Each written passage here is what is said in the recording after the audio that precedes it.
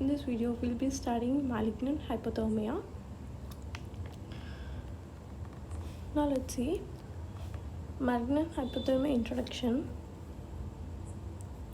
This is a very rare disease and it can lead to sustained contraction of the muscles which present as locked jaws. This is also known as masseter spasms. They show a spectrum of symptoms. The incidence is rare and it is autosomal dominant in inheritance. It is an important MCQ. Coming to the etiology, all volatile anesthetics and succinyl choline are precipitating factors. Coming to pathophysiology of malignant hypothermia, it is due to the mutations of ryanodine receptors. There will be excessive calcium ions at the neuromuscular junction. This ryanodine receptor is coded by chromosome 19. It is the calcium release channel of sarcoplasmic reticulum. Coming to the risk groups, patient with Duchenne muscular dystrophy are at risk of developing malignant hypothermia, and the patient with positive family history of malignant hypothermia. Patient who developed masseter spasms after succinyl choline was administered. We have to see if a patient develops locked jaws after administration of anesthesia. Then patient is managed by increasing the depth of anesthesia or administering non-depolarizing muscle relaxants to relax the jaws. Or if a patient with locked jaw should not develop increase in body temperature or sudden increase in EtCO2. If the patient develops any of these, all the anesthetics should be cut down and the patient should be supplied with 100% oxygen. Coming to the clinical presentation of malignant hypothermia, this is associated with a rapid rise in temperature that could be life-threatening, so we have to treat this hypothermia. There will be sudden unexplained tachycardia with hypertension and sweating, muscle rigidity with a raised temperature and diastolic cardiac arrest. There will be sudden increase in end-tidal CO2. This is the most sensitive early sign.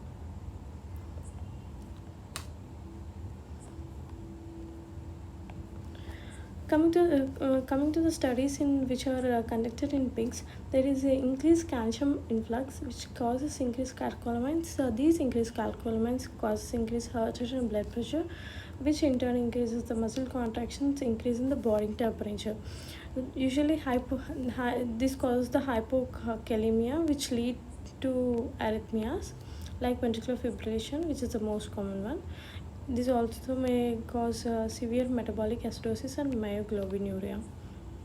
Coming to the treatment in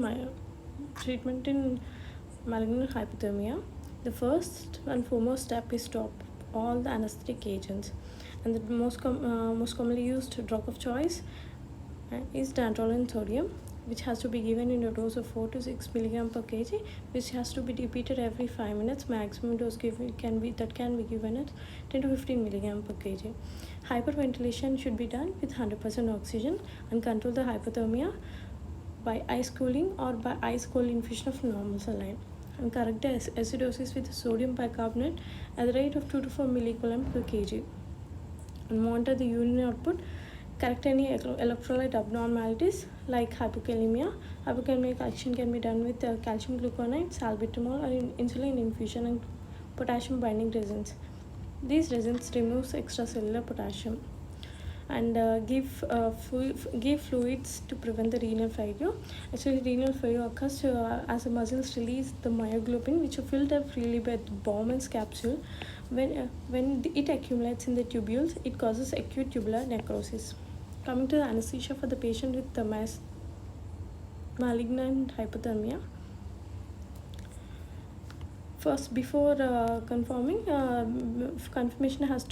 before taking the case, confirmation has to be done with muscle biopsy.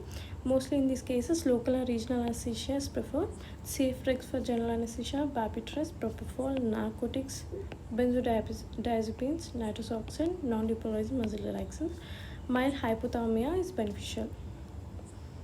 Thank you for watching my video. For more videos, subscribe to my channel, Metubo.